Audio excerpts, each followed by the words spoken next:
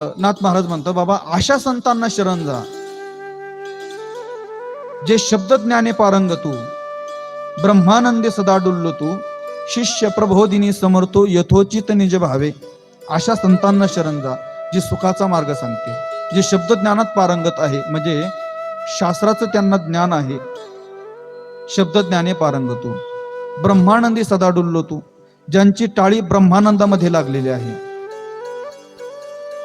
जवळच आपल्या सराला बेट आहे आणि त्या सराला बेटाचे जे महंत आहे अगोदरचे नारायणगिरीजी महाराज, परमपूजनीय नारायणगिरीजी महाराज ज्यावेळेस आपल्या आश्रमामध्ये बसलेले असायचे ना, एक भिंत होती आणि त्या भिंतीवर ते बसलेले असायचे.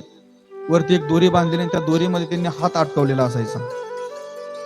जे लोक दर्शनाला जातील त्यांना ते आशीर्वाद द्यायचे, पण त्यांची टाळी ही ब्रह्मानंदामध्ये लागलेली असायची.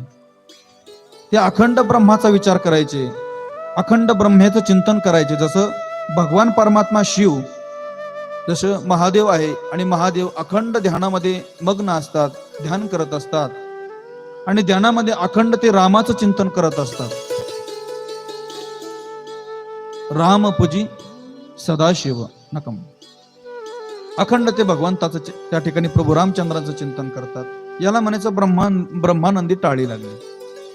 असे संत असावे ज्यांची ब्रह्मानंदामध्ये टाळी लागलेली आहे, जे शब्द ज्ञाने पारंगतू, ब्रह्मानंदी सदा डुल्लो तू, शिष्य प्रबोधिनी समर्थो यथोचित निज भावे.